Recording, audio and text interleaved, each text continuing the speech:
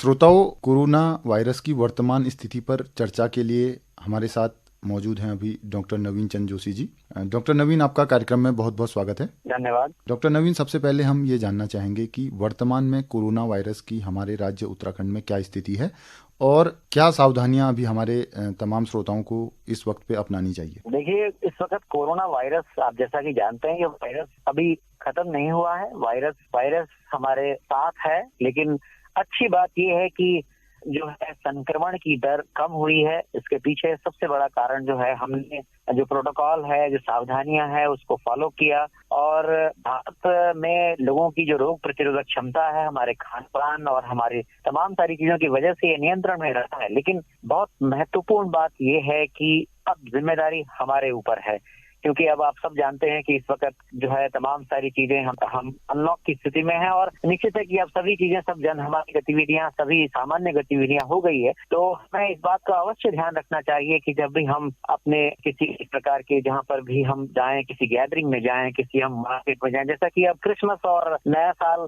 का एक समय आ रहा है, तो लोग इस वक्त बहुत सारे लोग घूमने जाते हैं और बाहर भी जाते हैं। तो बेहतर ये है कि राज्य सरकार ने निःशुल्क रूप से जो है कोविड का RT-PCR टेस्ट कराने की सुविधा दी है। आप इसे आराम से करा सकते हैं, जैसा कि हमारे कुछ केंद्र बने हुए हैं जहां पर निःशुल्क ये सुविधा उपलब्ध है। और इसके अलावा यदि आप कुछ सावधानियां, जैसे मास्क को पहनना, मास्क को हमेशा पहनना है। मास्क समझ लीजिए हमारे लिए एक प्रकार से कोरोना वायरस और हमारे बीच में एक प्रकार से बैरियर का काम करता है, ये अवरोध है, यानी हमें ये बचाने में बहुत महत्वपूर्ण भूमिका अदा करता है।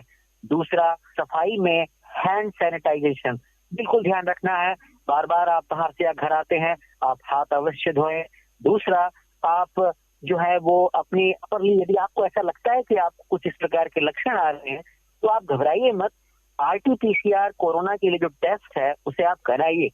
ऐसा देखा जा रहा है कि लोग उस टेस्ट को कराने से ही बच रहे हैं, कराना ही नहीं चाहते हैं, जबकि राज्य सरकार की तरफ से ये सुविधा निःशुल्क उपलब्ध है। तो इस पर विशेष रूप से ध्यान देने की जरूरत है। जी, अभी हाल फिलहाल में ही एक सूचना आई थी कि यूरोपीय राष्ट्रों में जो वायरस का एक नया प्रकार सामने आया है, तो ये कितना खतरनाक साबित हो सकता है हमारे लिए।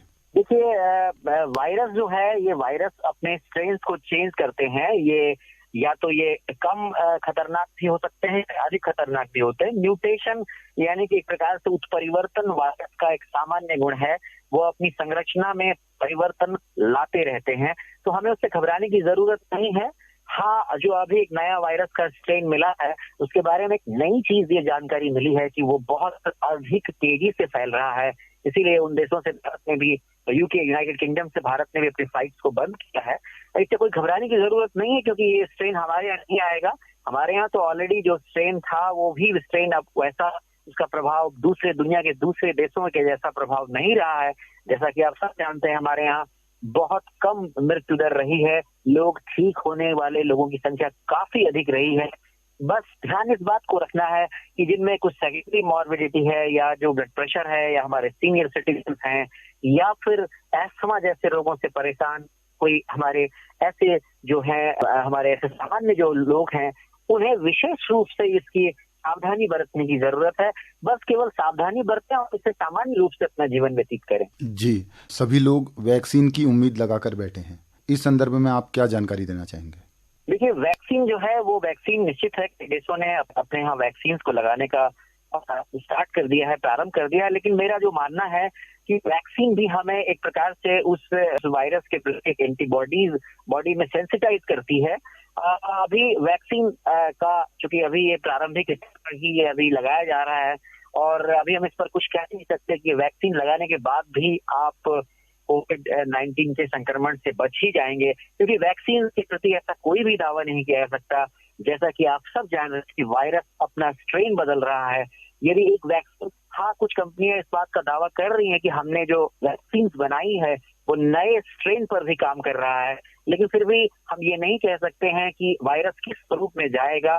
बेहतर ये है कि वैक्सीन जरूर, यदि भारत सरकार हमें वैक्सीन उपलब्ध कराती है, तो हम उसे, जैसे कि ये निःशुल्क ही रहेगा जहां तक मेरा ख्याल है, तो इसे हम अवश्य जब आएगी तब आएगी। लेकिन इसका मतलब ये नहीं कि अब वैक्सीन आ गई है तो अब हम ये समझें वैक्सीन चिकित्सा नहीं है, इसकी चिकित्सा फिर भी इसकी नहीं है अभी, यानी इसका कोई ट्रीटमेंट अभी भी नहीं है। इसके लिए केवल और केवल जो उपाय है वो बचाव है। वैक्सीन भी एक बचाने के लिए एक उपाय है। जी, अब अंत में तमाम श्रोताओं को इन सर्दियों के मौसम में कोरोना से बचने के लिए आप क्या उपाय सुझाएंगे? जी बिल्कुल, जैसा कि आप जानते हैं कि सर्दियां इस वक्त हमारे, अब सर्दियों का जो है वो अब बिल्कुल अपने चरम पे हैं। अब धीरे धीरे और सर्दियां बढ़ेगा, जैसे जैसे सर्दियां बढ़ेंगी वैसे आप सब जानते हैं कि हमारे लोगों को वायरल संक्रमण सामान्य रूप से भी होता है। इस समय में हमें जुकाम, सर्दी और इस प्रकार की चीजें हमें अक्सर संक्रमित करती है। लेकिन बस ध्यान ये रखें, यदि आपके अंदर कोई इस प्रकार के लक्षण जैसे बुखार है, सर दर्द है या फिर इस प्रकार से और कोई सांस में तकलीफ जैसे कोई लक्षण अगर होते हैं तो आप जरूर अलर्ट हो, वरना आप इसे आराम से आप सोशल डिस्टेंसिंग का पालन करें। सर्दियों में आप प्रॉपरली अपने डाइट पर प्रॉपर ध्यान दें। आप एक्टिव लाइफस्टाइल को लीड करें, अपना व्यायाम, योग, प्राणायाम इसको नियमित रूप से अपनी दिनचर्या का हिस्सा बनाएं।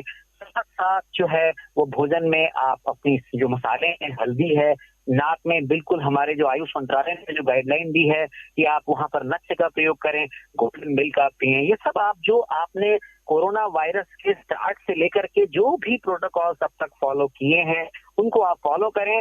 हमारे जो आयुष काढ़ा है वो भी बहुत बढ़िया है, आप सर्दियों में उसका प्रयोग कर सकते हैं। वो हमारे अंदर एक प्रकार से एंटी बैक्टीरियल और एंटी वायरल इन्वायरमेंट क्रिएट करता है।